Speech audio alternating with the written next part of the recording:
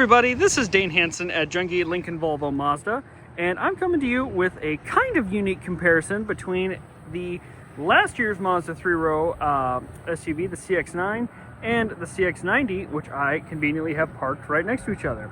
Now, this is a 2021 CX-9 signature, but it's the same as the 23, which was the last model year, and this is actually a certified pre-owned CX-90 Select, so entry level, not an exact perfect apples to apples comparison, but I want to do kind of a broad general differences between the two. I do appreciate you bearing with me.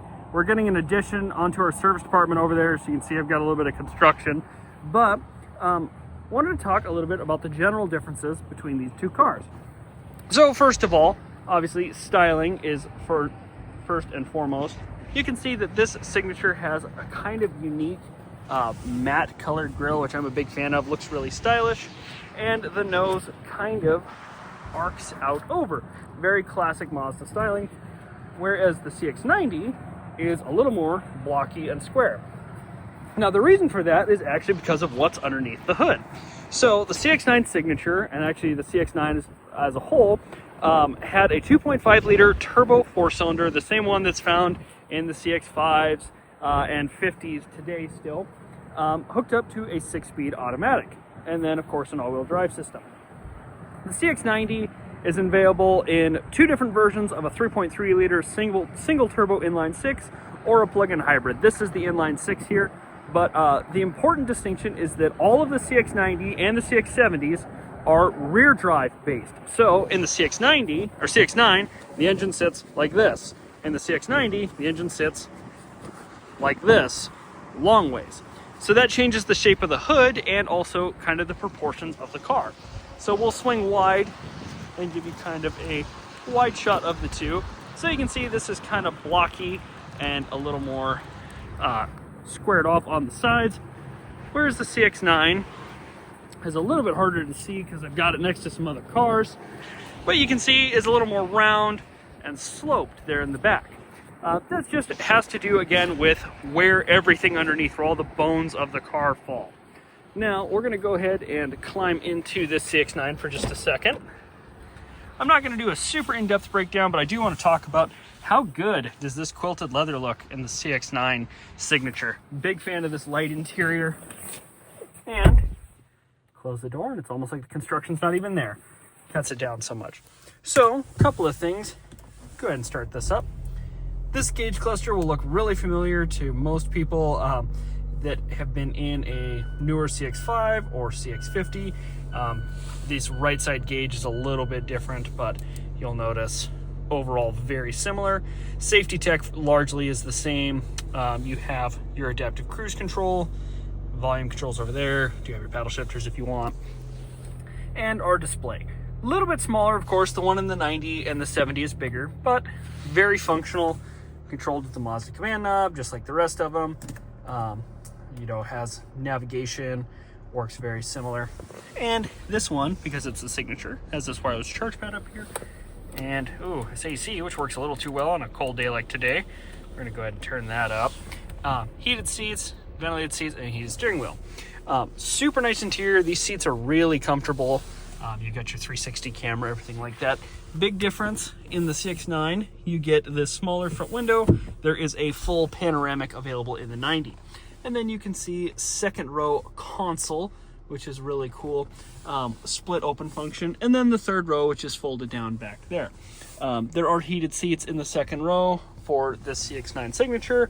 And then, of course, we have the split open up here. A little bit deeper console, but a little bit smaller than the one in the 90, which we're about to go hop into. But overall, the CX-9 is a super nice car. Easy to see why it was popular.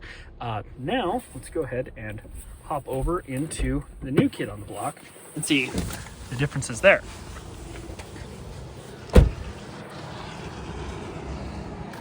Swing over to this black CX-9 Select, or CX-90 Select, excuse me. And hop in. Now go ahead and put on the brake, push button start. Now you'll notice the 90 idles a little bit higher at first. That's just to help try and get to temperature so it starts burning a little more efficiently, and also to heat your cabin up, that kind of thing, a little more quickly. We're going to go ahead once again and turn the temperature up and the fan down in here. But you can tell once the engine idles down a little bit like it is now, still can hardly hear the construction over there. Now, not totally reinventing the wheel in here.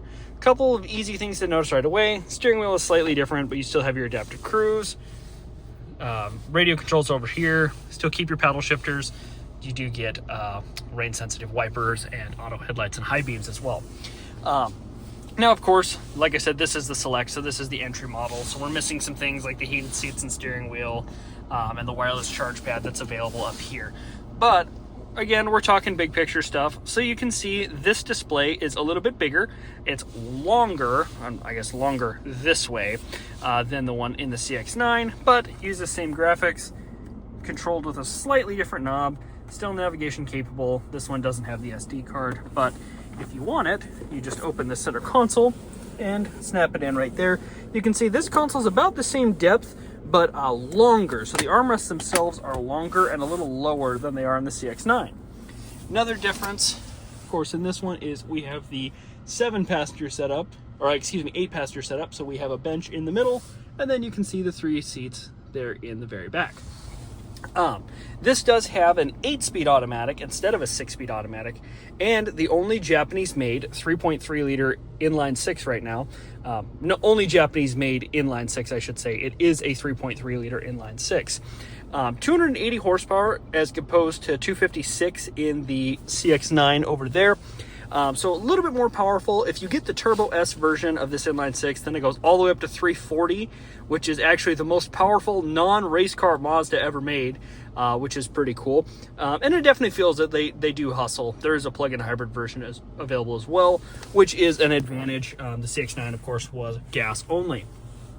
But as far as the rest of everything goes, the drive is definitely different. The CX-90 handles pretty well, being an inline 6 rear drive biased. This handles a little bit more sporty.